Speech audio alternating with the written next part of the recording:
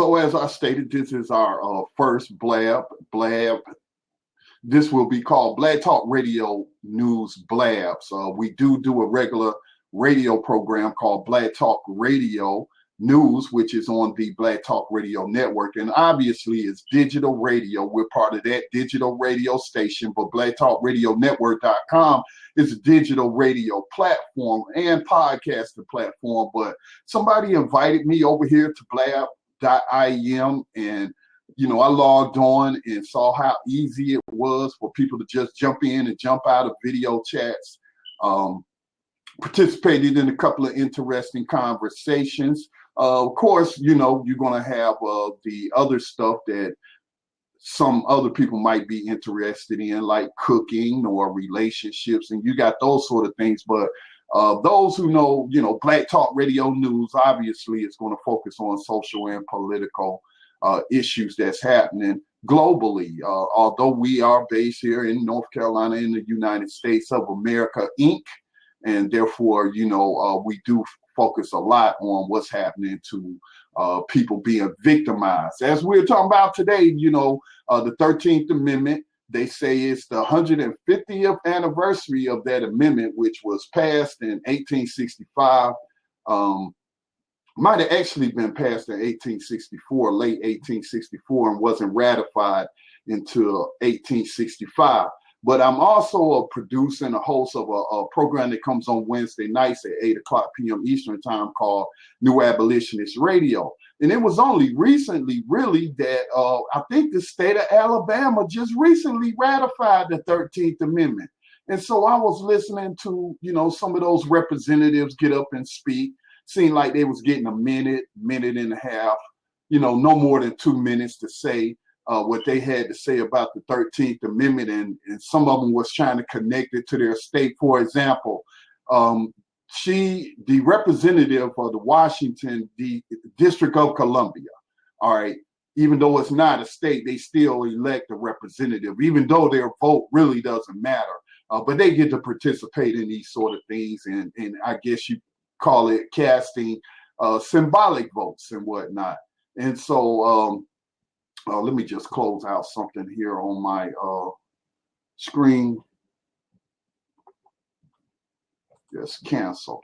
All right. So, this whole notion that slavery has been abolished when it has an exception clause in it, the 13th Amendment. If you read it, it simply says that involuntary servitude and slavery shall be abolished except for punishment for crime. So obviously you got to convict people. That's in there. And we certainly know about all white juries. Now, again, we're talking about the time period immediately following the Civil War during so-called Reconstruction. And, when I think about some of the amendments passed, and the 13th Amendment is known as a Reconstruction Amendment, like Yohanan on New Abolitionist Radio has said, it's supposed to repair the lives of the enslaved Africans just being set free and whatnot. But really, when you look at the language of the 13th Amendment and that exception clause, and then you look at the legislation that was passed by the different state legislatures and signed into law by their governors, and then, the federal government looking the other way and also practicing slavery itself through its prisons.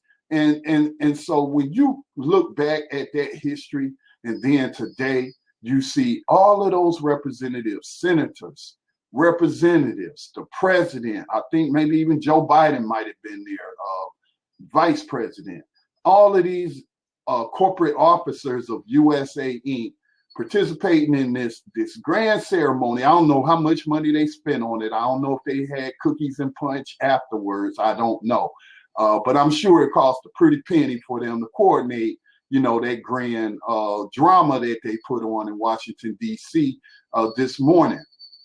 And so I've only listened to about 17 minutes of it, and I will listen to it in its entirety. We probably need to do a whole program through New Abolitionist Radio and just play each person coming up to the podium, making their comment about the 13th Amendment, and then going and sitting down, and then, just evaluate what they said and break it down. So again, I posted it in the chat here in blip.im, and I actually can play the audio. I know y'all can't see it if I was to play the video, but you should be able to hear the audio. If you're not able to hear the audio, please let me know through the chat room. But let me just find. Actually made an audio clip of it, but and that'll be easier to play. Let me just find that and we'll cue that up. Again, only 17 minutes of it. I haven't done any editing to it yet, but it's an hour-long process, a pomp and circumstance, so to speak, I guess you would call it. But I'm calling it a massive fraud, and that's exactly what it was, pretending like this country abolished slavery in 1865 when in fact it did not. And it didn't. All right, here I'm getting close to the folder. I got so many folders. Finished audio. Okay, let me pull this one up. Where is it? I know I put fraudulent 13th Amendment. Let me put that in my playlist. As soon as I got it in my playlist. So let me just cue up and y'all can listen to a few things that they had to say today at this ceremony, this grand ceremony, again, attended by all the people in positions of power, with their titles, Speaker of the House, Paul Ryan, Nancy Pelosi, I think she's the minority speaker or whatnot. I'm not sure. I don't really keep up with it at that level. Harry Reid, Senate. Who else was there? Mitch McConnell. And then the House Speaker website actually sent out a press release about this happening today because it was actually ratified on Sunday. Well, obviously they don't work on Sundays, but in his press release, he just wrote the first portion of the 13th Amendment that said slavery and involuntary servitude shall be abolished. And that was it. He ain't even put the rest, as I, posted the picture to, except for punishment for crime where a person has been duly convicted. So what people are calling mass incarceration is in fact a continuation of slavery. I am having some trouble finding this clip. There you go. Let me drag it up in the playlist so I won't have to go through so much. So I'll go ahead and listen to it, let it play to some of y'all jump in. Okay, well, actually, this is the Black Talk Radio weekly commentary that I produced today, because that's only 1:38. I'll play that while I continue to look for the other clip. 150 years ago, the greatest lie ever told to the people of the world occurred on December 6, 1865, with the passage of the 13th Amendment. Today at 11 a.m. Eastern Time in Washington, D.C., President Obama, the Speaker of the House, Paul Ryan, and other politicians held a commemoration of the passage of the amendment, which did not abolish slavery but made it legal as a punishment for crime. Section 1 of the 13th Amendment clearly states, neither slavery nor involuntary servitude, except as a punishment for crime whereof the party shall have been duly convicted, shall exist within the United States or any place subject to their jurisdiction. Logic says you cannot make an exception for something while claiming to abolish it. In the 150 years since the ratification of the 13th Amendment, more African-descended people have been enslaved through the prison plantations of America than at any time preceding the ratification of the fraudulent 13th Amendment. In her book, The New Jim Crow, Mass Incarceration in the Age of Colorblindness, author and legal scholar Michelle Alexander cites the exception clause of the 13th Amendment as the continuation of slavery in the United States. Shame on each and every person that participated in the ceremony today in Washington, D.C. to further cement in the minds of the masses the lie that the institution of slavery has been abolished in the United States when 21st century slavery and human trafficking continues to persist. This has been Scotty Reed with your Black Talk Radio weekly commentary. For more independent Black media, visit This is the 21st century, and we need to redefine the revolution. All right, let me go ahead and reconfigure that. I didn't mean for that music to start up. I'm gonna have to actually play the video. I'm having trouble finding it through the software I'm using to play these audio tracks, but I can play the video and share the audio. And so I posted it there. And this is just a fraud. Obviously, I'm not going to sit here the whole hour. And if somebody wants to jump in and ask questions about what are you talking about, I thought slavery was abolished after the Civil War. I saw the movie Glory. I saw the Spielberg movie, Lincoln.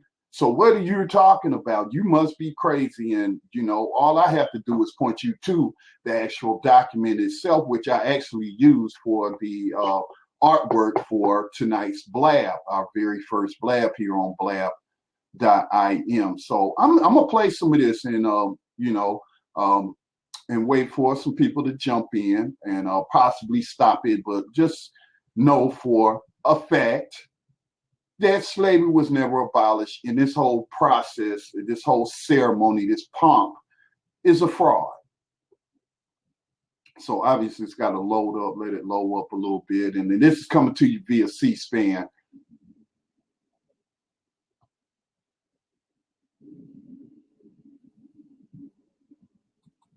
Ladies and gentlemen, the Speaker of the United States House of Representatives, the Honorable Paul Ryan.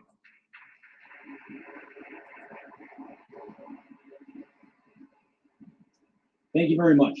I want to welcome all of you to the Capitol Visitor Center. I especially want to thank the members of the Congressional Black Caucus for helping us organize this event. Today, we are celebrating the 150th anniversary of the 13th Amendment's ratification.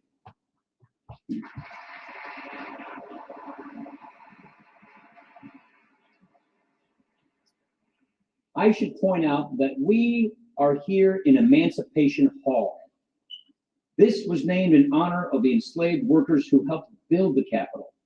I could think of no more fitting place to celebrate this great moment in American history.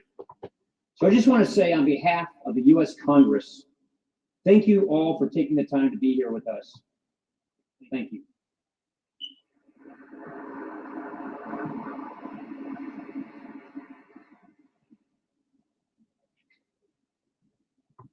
Ladies and gentlemen, please stand for the presentation of the colors by the United States Armed Forces Color Guard. Okay, we're not going to listen to that. We're going to allow the performance of our national anthem. anthem. Y'all just give me a second as I skip it forward. No need. Representatives, the Reverend Patrick Conroy gives the invocation. Let us pray. Lord God of mercy, we gather to remember an iconic moment in our history when millions of souls in America were declared to be freed men and women, and slavery was forever formally banned from the United States of America by the adoption of the 13th Amendment to the Constitution.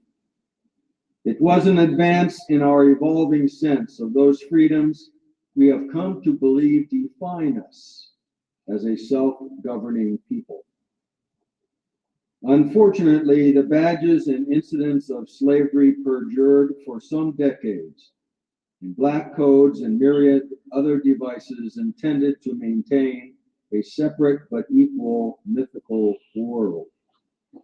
The pains of racism, like a national genetic defect, plague us still, though so many wish it were not so.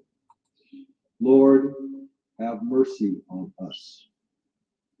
Bless those who have been elected to secure laws protecting and expanding our cherished freedoms, with the wisdom and vision to root out all traces of involuntary servitude in our nation, most notably in human trafficking in our own time, so that we can declare with pride we are the land of the free. Bless us as we gather here today. Help us. All right, I'm going to pause it there because I don't know how long he goes on. But pay attention to the words. So, you know, if you paid attention to his words thus far, the chaplain there who's giving the invocation, he basically is making a statement of fact that slavery was abolished in the United States with the ratification of the 13th Amendment. Again, the 13th Amendment has a giant loophole in it that any honest attorney will point it out to you. And I actually have audio clips of I would say, attorneys who have been recognized in their profession, whether it was with state attorney of the year awards or whatnot. They still are practicing law professors and whatnot have you, who will tell you, and we have interviewed, and they have stated plainly that there is an exception clause in the 13th Amendment that still allows for slavery and human trafficking. Now, you just heard the chaplain there talk about all forms of slavery. See, that's what the United Nations Charter on Human Rights talks about, slavery in all its forms. It doesn't have an exception clause like the 13th Amendment of the U.S. Constitution, which says except for punishment for crime. So this man is participating in this giant fraud, and he is either ignorant or he is helping to perpetuate this lie to the American people, because you know it's in the history books, although I can't recall ever going through school, someone pointing out the 13th Amendment to me in a school textbook. It was actually only about 6 years ago that I actually came across the 13th Amendment and read it, and immediately knew that what that exception clause stood for. So here we had this man, he want to talk about human trafficking. He want to talk about what he using some of our language, 21st century slavery and human trafficking. But he's talking about it, the stuff that's already outlawed, that's already illegal. You know it's illegal, and you will go to prison, and rightly so, for the sexual trafficking of teenagers, which happens on the streets every day and in rural areas as well, all over the United States. And we know that women are being held in bondage, and men too, little boys, little girls, lots of missing people here in the United States. And a lot of it has to do with 21st century slavery and human trafficking, but the kind where these people are being hidden out of sight, locked in basements, locked in barns, out in isolated areas, rural areas of North Carolina. So you would never know that that's happening. But we do acknowledge that type of slavery does exist, but the most prevalent type of slavery is being done through the prisons, and it's legalized. And they've done this through the loophole that those lawyers put into the 13th Amendment when they negotiated with the former Confederate states to come back in to the Union and to end the Civil War. This was all negotiated at the closure of the Civil War.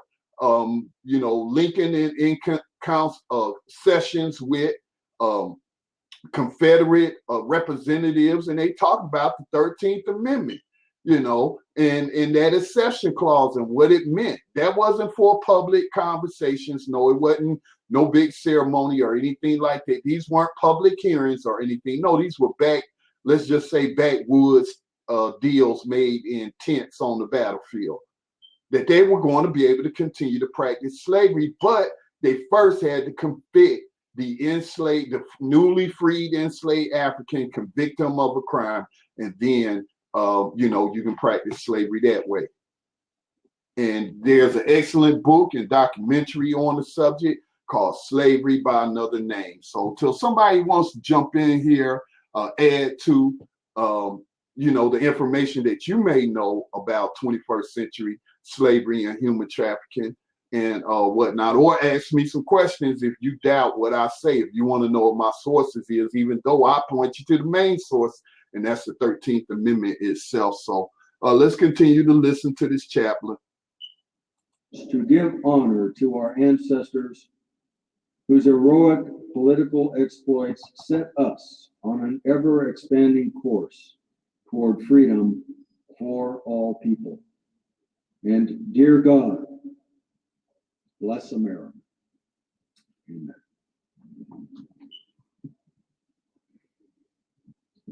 Please be seated. Ladies and gentlemen, United States Representative from the 1st District of North Carolina, and the chair of the Congressional Black Caucus, the Honorable G.K. Butterfield.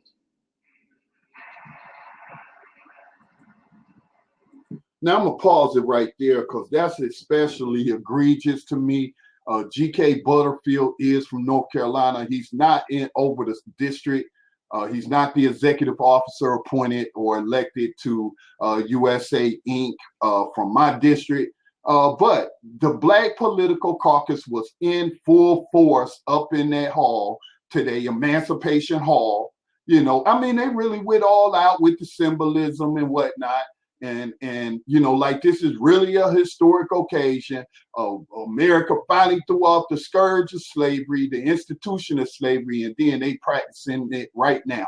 That is why Bernie Sanders and that representative from Texas, I can't recall the man's name, but he's over from a district from Texas, and they introduced the Justice is Not for Sale Act, the 2015 Justice is Not for Sale Act, which abolishes.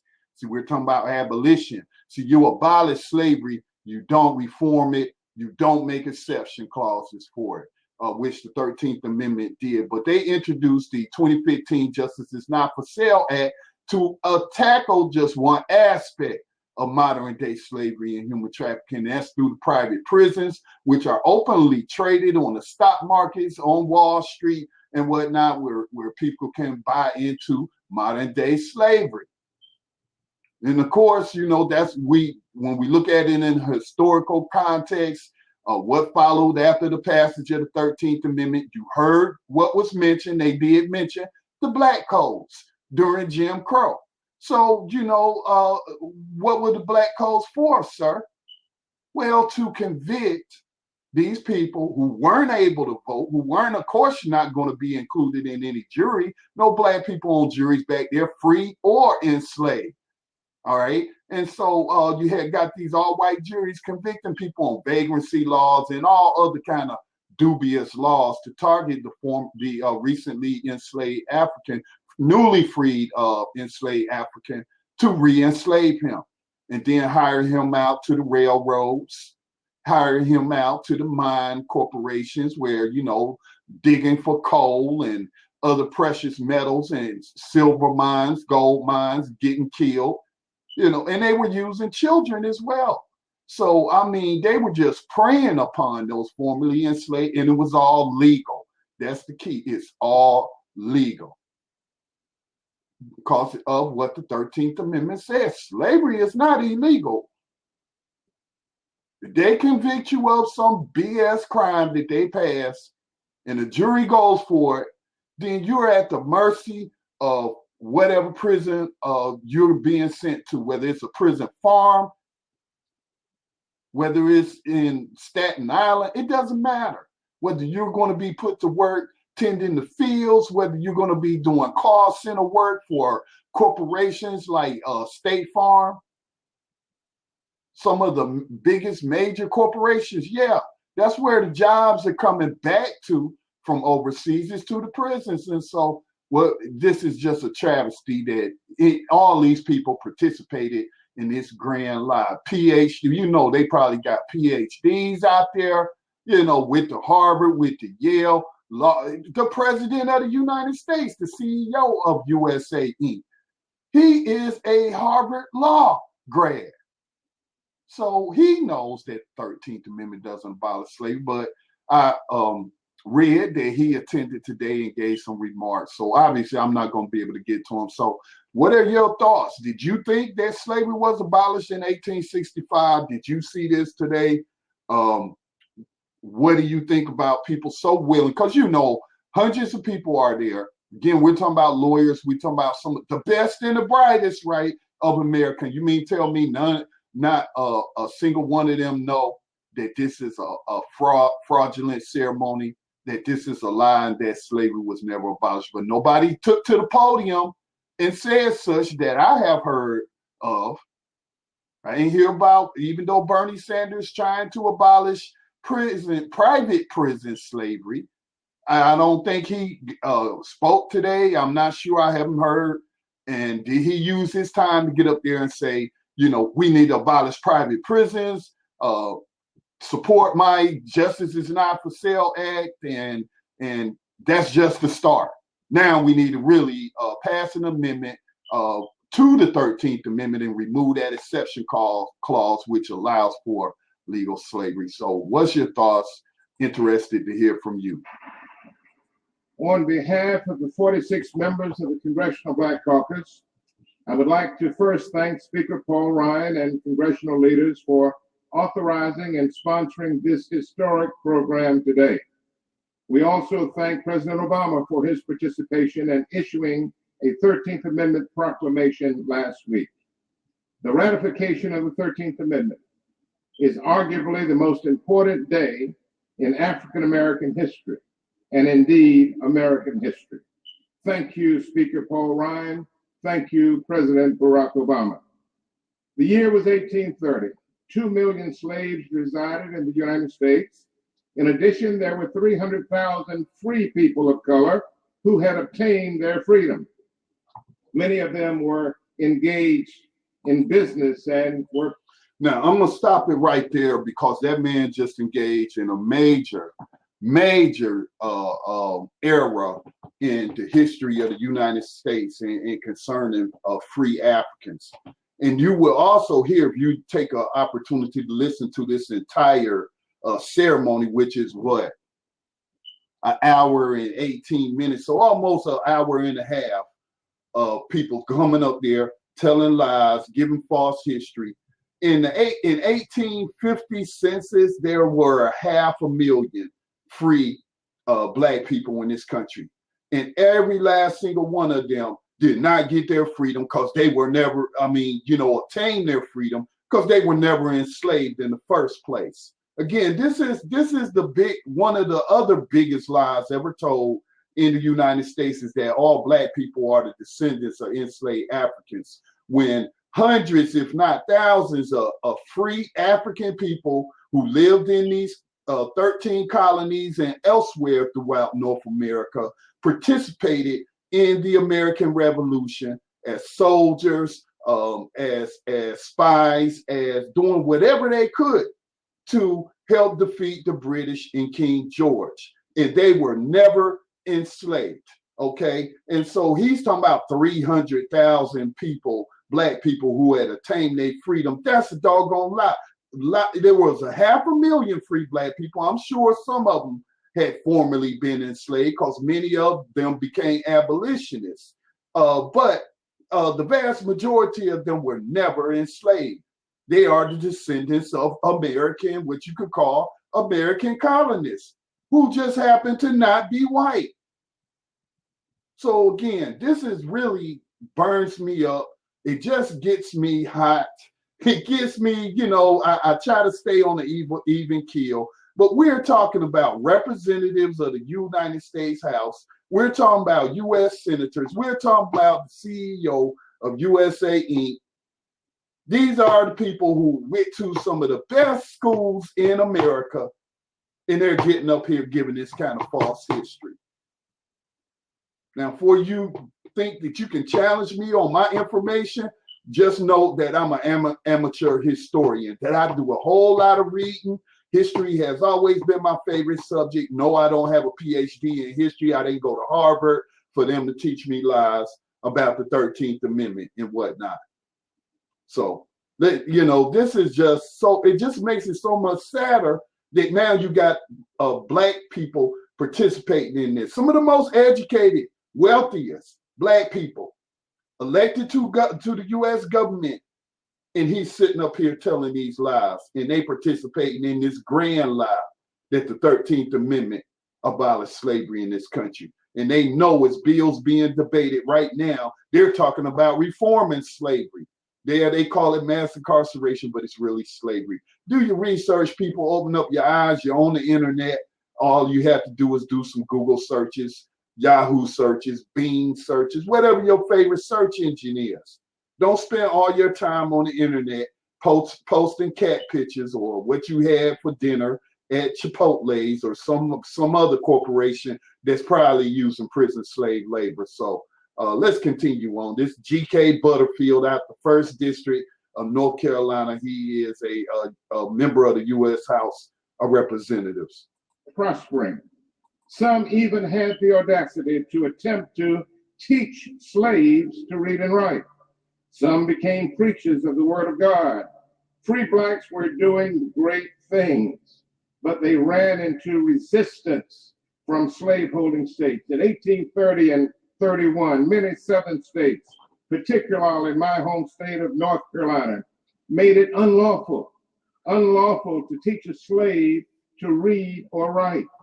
They also made it unlawful for any free person of color or slave to preach in public or officiate as a preacher or teacher in any prayer meeting or other worship where slaves of different families were gathered. The punishment for committing either crime was a fine for whites. For free persons of color or slave offenders, the punishment was a sentence of 20 to 39 lashes on the back. The teaching of slaves and the preaching by free blacks was greatly impeded, but it did not end. Slavery continued. Ladies and gentlemen, the Congressional Black Caucus and congressional leaders are now prepared to present you with a historic narrative about the challenging path along the road to abolition. You will find a ratification timeline printed on the back of your program. Thank you.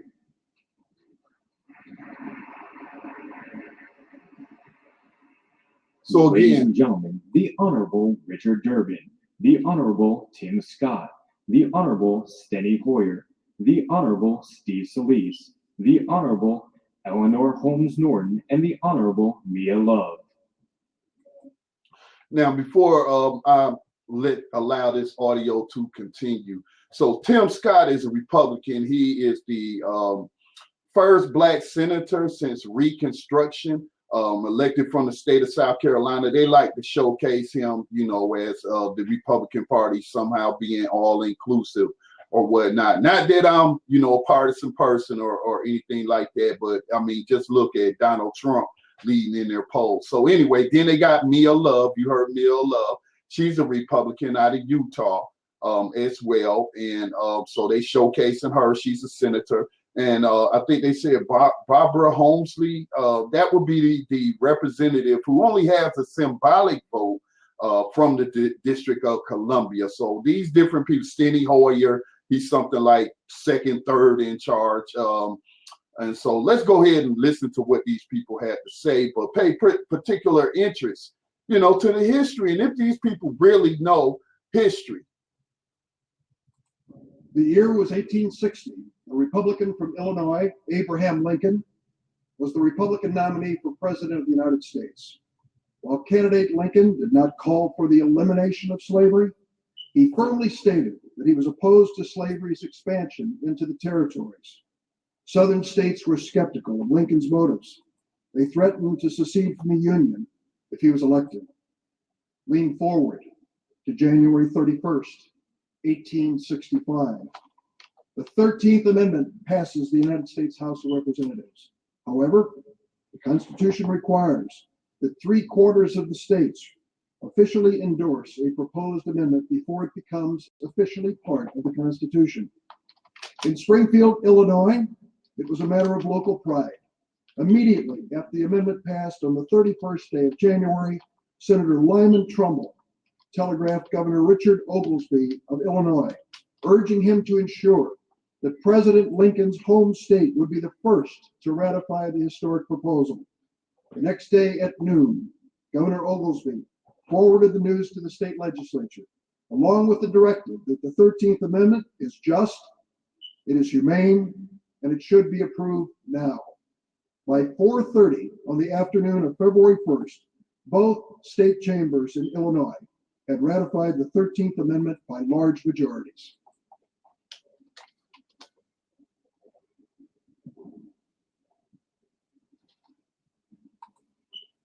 President Lincoln was elected on November 6, 1860.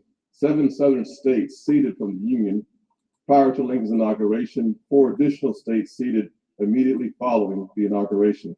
A brutal civil war ensued that tore the nation apart. North against South. Northern whites strongly supported the complete abolition of slavery. Southern whites were opposed to abolition because they contended that slaves were their property and not subject to federal law. That's all, bro. That's all. That was Tim Scott, the senator from South Carolina, black male. But backing up to what some of the things the first guy said. Again, these people are using very specific language. They're saying the 13th Amendment did very specific things, but when you do the research, it actually don't. Now that man just sit up there and said, and everybody there participating is saying that all of this was settled in 1865 when whatever state ratified it, because all the states have to, I think, 3/4 of states have to ratify an amendment for it to become an amendment. But the state of Mississippi did not ratify the 13th Amendment until 2013. So that was just 2 years ago. I have posted that for you in the group. And this text, in the chat here on blab.im. And so here's the text from a website maintained by the state of Mississippi. It says, until February 7, 2013, the state of Mississippi had never submitted the required documentation to ratify the 13th Amendment, meaning it never officially had abolished slavery. Now, so even the grand lie, because the 13th Amendment doesn't abolish slavery, even then, they're not even acknowledged that Mississippi really didn't ratify it until 2 years ago. Now, because I am, again, part of New Abolitionist Radio's radio program, one of the co-hosts and co-producers, and we've been doing that program for 3 years, telling whoever will listen about 21st century slavery and human trafficking. And we studied the constitutions of all 50 states. If you look in our archives, if you go back, maybe I think 2 years ago is when we started. So that would be started that particular segment, which we don't do anymore because we went through all 50 state constitutions. And 48 of those state constitutions all mirror the 13th Amendment and have an exception clause in it. They pretty much says the same thing.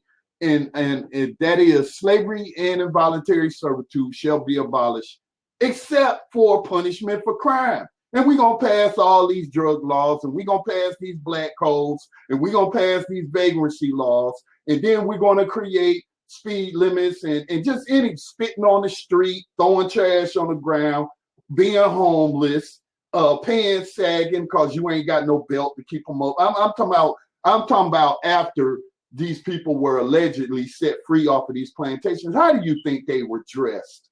Ragtags, pants sagging. So I laugh at these people today. They want to target young people because you see they boxers and make it about that. That's slavery. That's putting people in mental slavery, sagging pants. Sagging pants is the least of our problems when they're practicing slavery. All right. So each and every state constitution, well, at least 48 of them actually mirror the 13th Amendment where it's legal to practice slavery in those states, just as it's legal throughout the United States. How do you think private prisons exist? You shouldn't be able to buy private stock and make money in an industry that's dependent on locking people up. And these states have contracts with Correction Corporation of America to keep the prisons 90% full. And if you don't fill those jail cells up, the taxpayers still got to pay for the empty cells because they claim they paying for the beds and the space and all of that. So you're going to pay regardless. And these cops ain't got a problem with doing what their predecessors did, the slave catchers, and what they were doing when they started being created in the 1600s, way before 1865. And that is returning people to a state of enslavement by enforcing anti-liberty and free laws. And these people want to sit up here talking about this the land of the free and all this and that.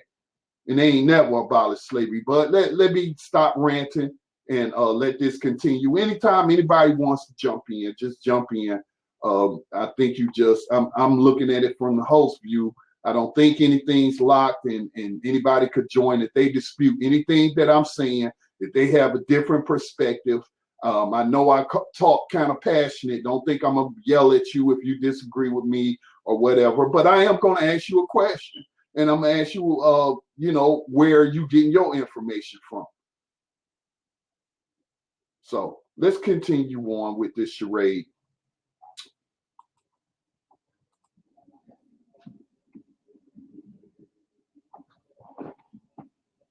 The Civil War rages on from 1861 until the spring of 1865, when Robert E. Lee surrenders the last major Confederate army to Ulysses S. Grant at the Battle of Appomattox Courthouse in Appomattox, Virginia. The Civil War was fought in thousands of different places, from southern Pennsylvania to Texas, from New Mexico to the Florida coast, and right here in our backyard, just a few miles away in Maryland. Thousands fought and died on both sides of the battle line. Nearly 620,000 soldiers, including nearly 40,000 free and runaway slaves, died from combat, accident, starvation, and disease during the war. Again, I got to stop it right there once again, because, again, I'm also a military veteran myself, so I have studied military history as well.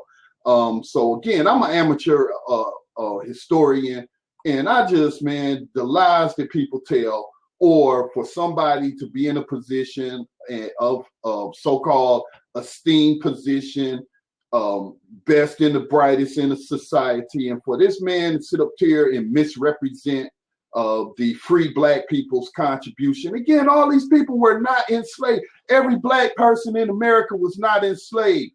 Get that through your head. Africans were here before Columbus. All right? I live in North Carolina. Do your research on colonial history just based on your state. Or if it was one of the 13th original colonies. North Carolina provided over 400 free Black people, free Black men to the militias in the American Revolution to fight the British. All right.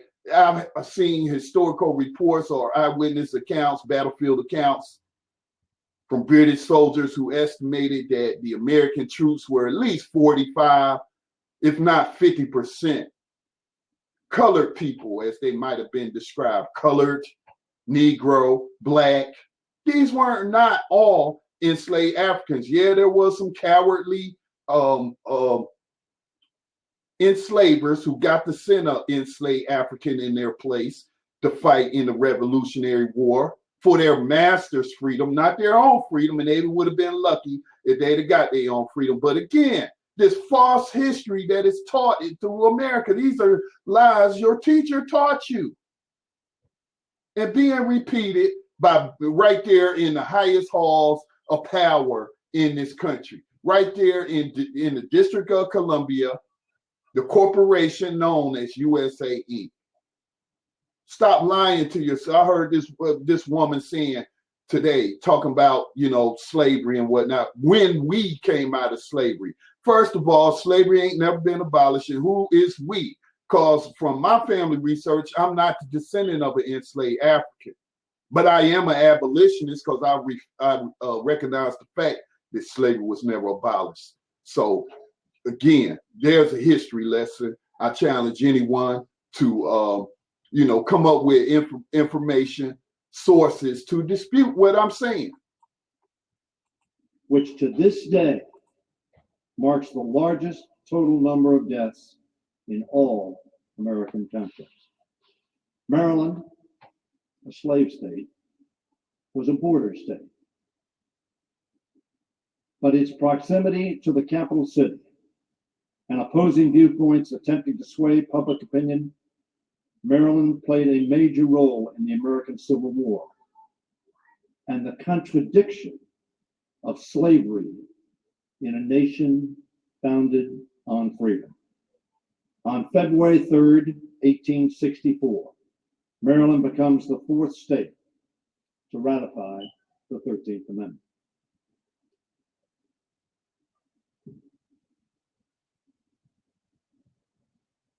The state of Louisiana was the 16th state to ratify the 13th Amendment on February 17th, 1865. However, prior to that time, the Civil War was already shaping the kind of nation our country would become, created by a declaration that affirmed all men are created equal, that they are endowed by their Creator with certain unalienable rights. Among these are life, liberty, and the pursuit of happiness.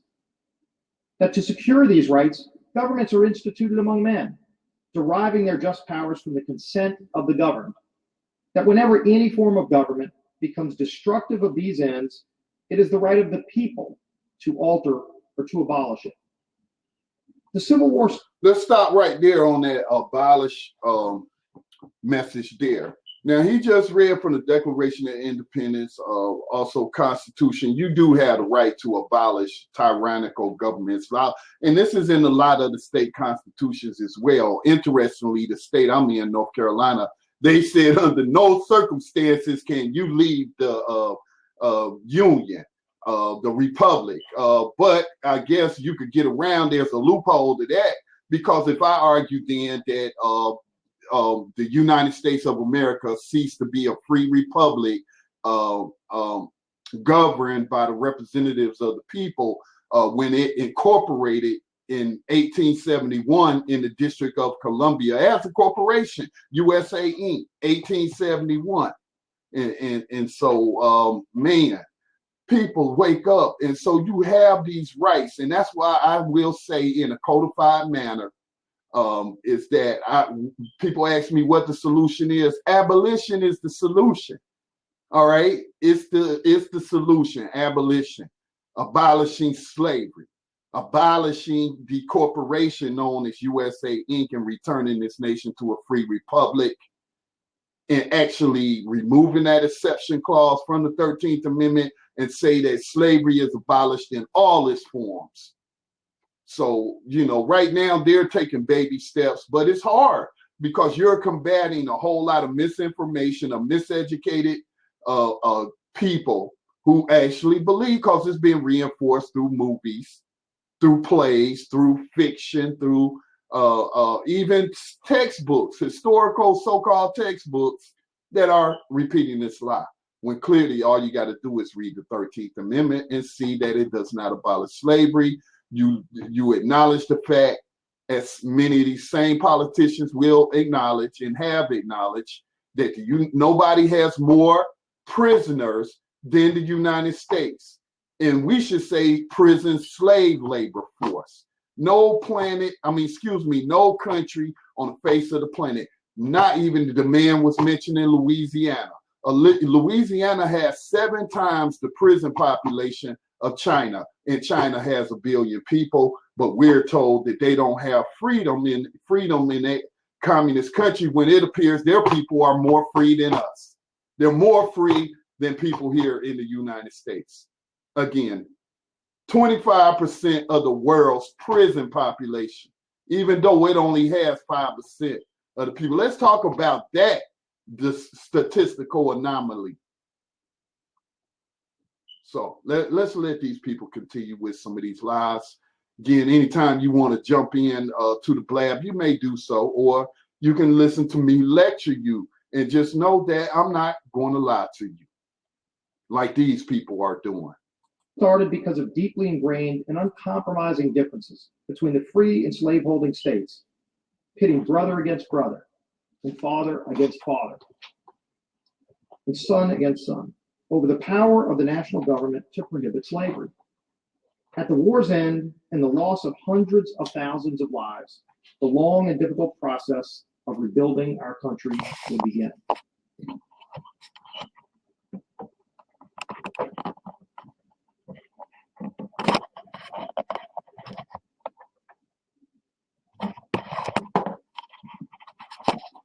While the District of Columbia was not a state and still is not the state it strives to be, and therefore was not involved in the ratification process, the district has its own story of abolition.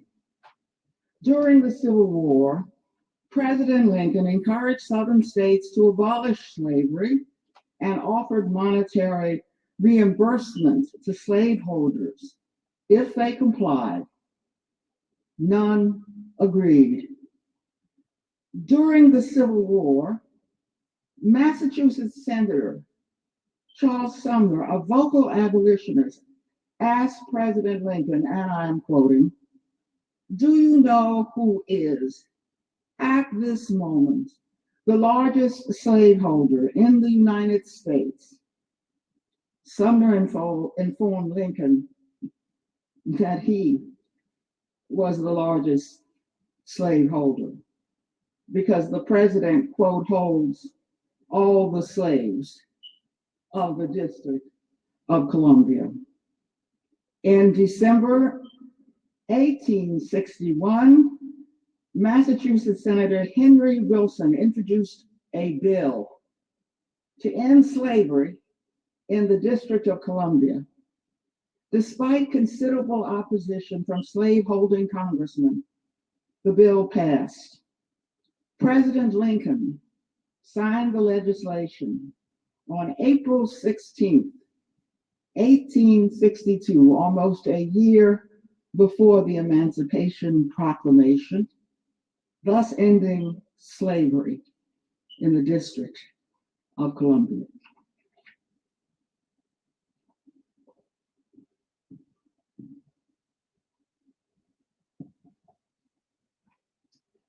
Utah would see 30 years following the ratification of the 13th Amendment and the abolishment of slavery before it would become a state.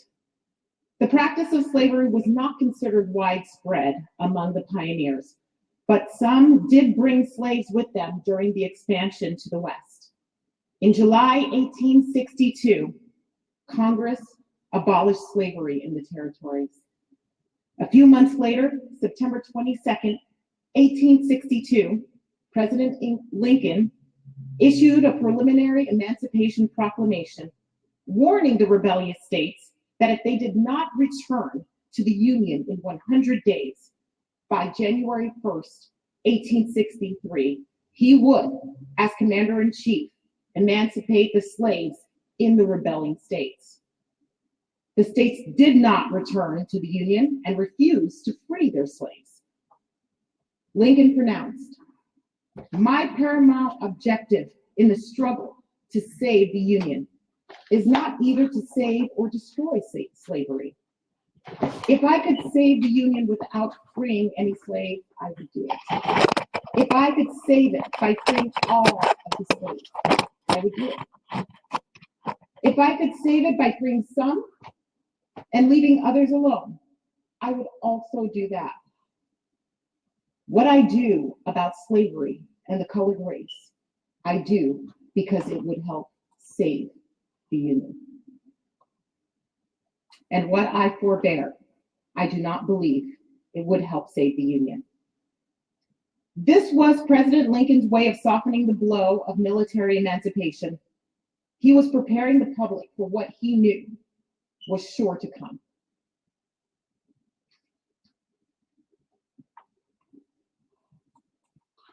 And we'll end it there. That was Mia Love. That was the last of those group of speakers. I imagine other people going to speak, and who knows how long President Obama. And I will listen to all of this in its entirety, but it should be clear to you, it should be clear to everyone that this is a fraud. And it was never Lincoln's intention to free enslaved Africans. In fact, the Emancipation Proclamation still left slavery in place for the states not in rebellion, Kentucky, for one.